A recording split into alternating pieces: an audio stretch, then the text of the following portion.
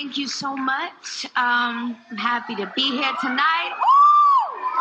It's about time Dirty got some love, right? I want to thank you for recognizing a young woman with balls enough to make this dirty video and loving every minute of it. Definitely had the conservative police come after me a few times. I'm not sure if you heard the song I'm Okay about my father. That's an extremely personal song where I'm almost, I'm literally crying on the record. The radio host being like, this is super controversial, like that's how Christina was pushing the boundary. Christina Aguilera walked, so Lady Gaga could run, so Chapel Roan could fly. I said what I said. People have always compared Gaga to Madonna, and while it has some merit, performance-wise, at least, Gaga's quote-unquote true mother is Christina Aguilera. Gaga doesn't even like to be compared to Madonna. Madonna and I are very different. I wouldn't make that comparison at all. I don't mean to disrespect Madonna. No, it's cool. She's a nice lady. And she's had a fantastic, huge career. She's the biggest pop star of all time. Mm-hmm. But I play a lot of instruments. I write all my own music. I spend hours and hours a day in the studio. I'm a producer. I'm a writer. What I do is different. My point is, it's about time Christina gets her flowers.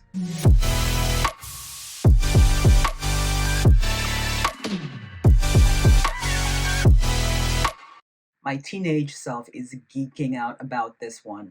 I kind of sort of knew this album was iconic, but there was no way I would have known that I'd be looking back at it thinking, man, that was a moment. Perhaps it's the lack of iconic pop culture moments or people nowadays. I'll blame it on social media the same way Jamie Foxx blamed it on the alcohol in 2008. See what I mean about iconic moments in the 2000s? Alright, let's get right into this one. Again, this is a retrospective look at this era and not necessarily a track-by-track review, although I did listen to the album top to bottom because back when it came out, the only way to listen to full-length albums was by buying them. Burning CDs with songs downloaded from LimeWire or FrostWire came much later. But anyway, I was 14 then. I didn't have any money, and if I did have money, I can guarantee you that I would have been spending it on Michael Jackson stuff because by today's standards, I would have been considered a Michael Jackson stan. That ship has long sailed. I still love Michael, but I now know he was deeply flawed like anybody else. Speaking of being flawed, Christina's Beautiful was so iconic that it was featured in Mean Girls. I am beautiful in every single way. Yes, words can't bring me down. Don't you bring me down today. Also, I have a feeling I'm going to be using the word iconic a lot throughout this video because that might be the only word to do justice to some of the moments from this era. To my knowledge, the Beautiful music video might have been among the first in pop, at least that decade, to portray things like body dysmorphia, among other things, except that word didn't exist back then. It was just called the A and B words, which I cannot say because it might affect my video, but I'll put the words on the screen. Can I also say that I had just come to America from Africa the year prior, so those words and conditions were brand new to me. Beautiful was the 2000s born this way. Dirty. That video was pretty tame in comparison to WAP and Wrecking Ball, but boy did it have people up in arms. Christina was called all kinds of bitches and sluts for that video just because she was wearing chaps while dancing. I mean, isn't Beyonce doing that right now on the Cowboy Carter tour? Anyway, prior to this, Eminem had said something disgusting about Christina in one of his songs, The Real Slim Shady.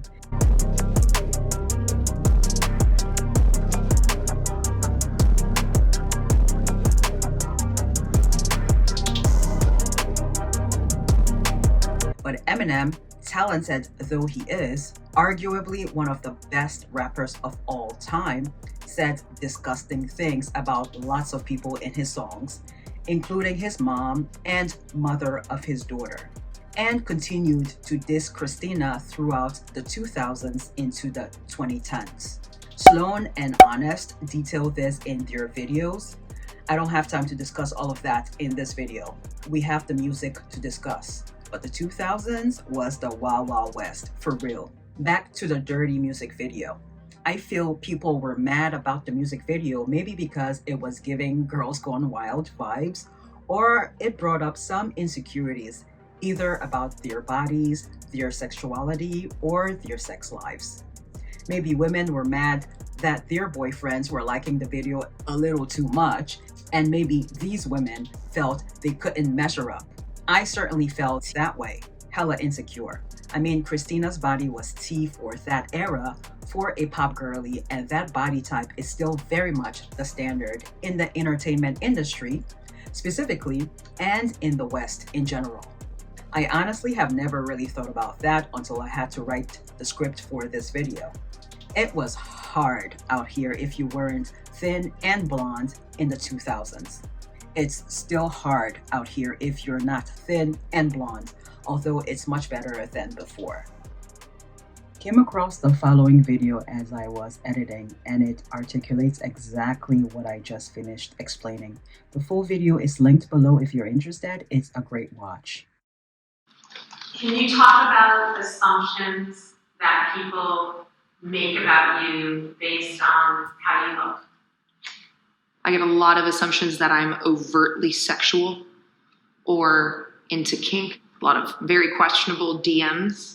Someone who is radically self-accepting makes people who haven't gotten there yet in their journey very uncomfortable because they want you to be as uncomfortable as they are. The more that I've refused to do that and participate in that, the more vitriolic the response has gotten. I won't discount the fact that regardless of how Christina intended to come across in that dirty video or that specific era, it still appealed to the male gaze. And despite how many insults were hurled at her, I can almost guarantee that very few, if not none, of the insults had anything to do with her physical attractiveness. In other words, most people could say whatever about Christina, but the one thing they couldn't or were less likely to say was that she was ugly or didn't have talent. A less conventionally attractive person or a person of color may not have bounced back career-wise from all that vitriol.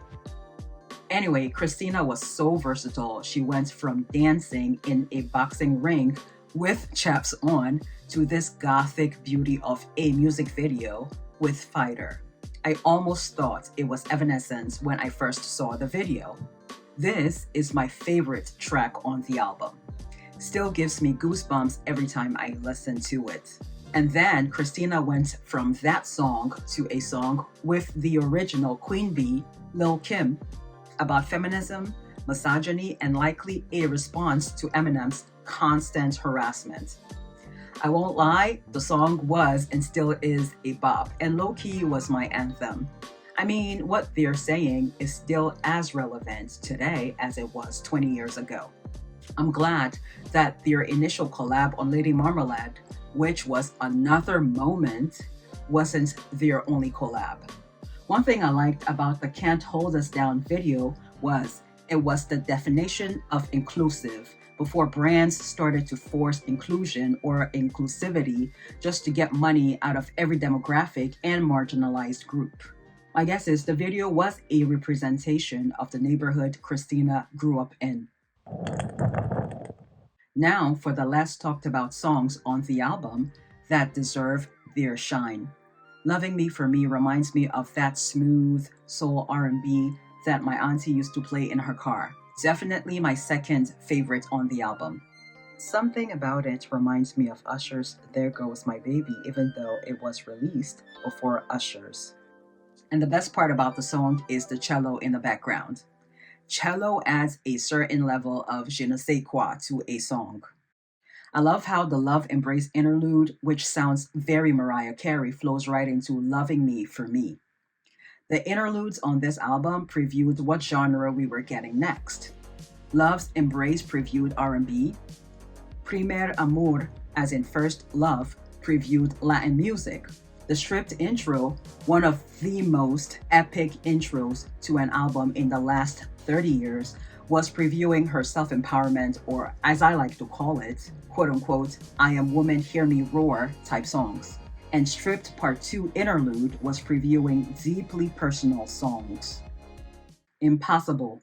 Impossible! I didn't realize she collaborated with Alicia Keys. Makes sense though. Both were at the top of their game in the early 2000s, and both New York girlies. Infatuation has this Spanish influence, and I like the contrast of it being a sexy song, but it's not about her falling in love. It's about how her mom and dad met and served as a warning of sorts to Christina because of how it ended.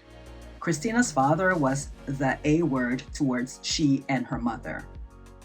By the time we get to Underappreciated, it's still R&B with some funk/jazz infusion, but very pop-leaning, thus a transition into the pop side of the album. Between Beautiful through Soar, which are tracks 11 through 14, Christina is in her motivational bag. I think The Voice Within was as much for Christina's inner young girl as it was for other young girls at the time. I remember an interview in which Christina's mom was discussing how Christina, as an only child, used to sing in order to escape whatever she was going through, including her dad's physical A word. If I can find that clip, I'll insert it.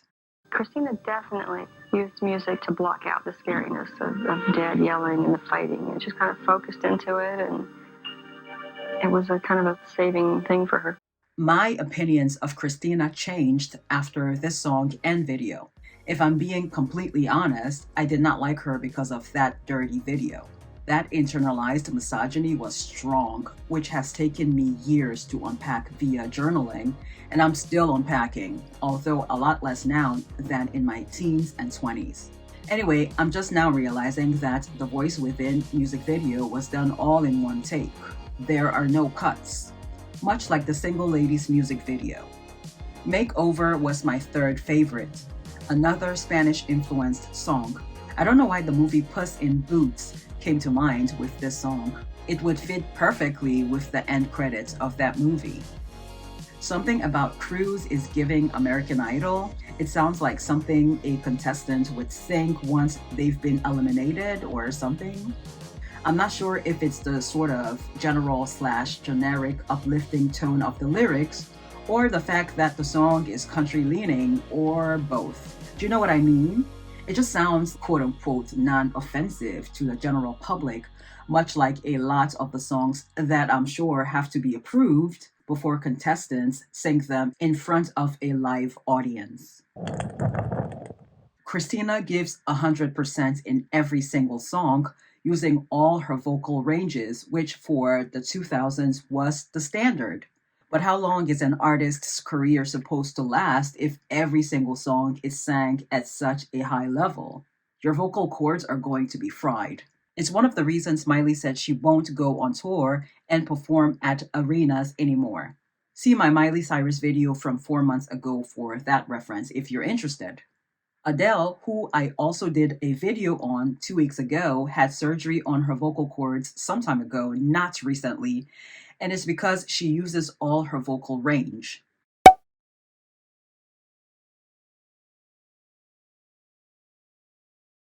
These days, being a pop star for the most part is more based on vibes and aesthetics and less about the talent. I'd like to think talent is still required. However, the industry seems to be leading with vibes and what can go viral on TikTok. People like Jessie J would have done well in the 2000s with that voice, but now people say she's over-singing or doing the most. Every chorus in every song doesn't need to be belted out or have all these riffs. RAYE, whom I did a video on last week, understands this. She has a nice balance of songs where she uses that voice and other songs where she's just rap singing, which still requires breath control, but she's not out here belting so much you can see the veins in her neck and head. Thanks for watching. Please make sure you are subscribed and have your notifications turned on for my next video in this black and white album cover series if you are enjoying it. Up next is Avril Lavigne's Under My Skin. But in the meantime, watch this next.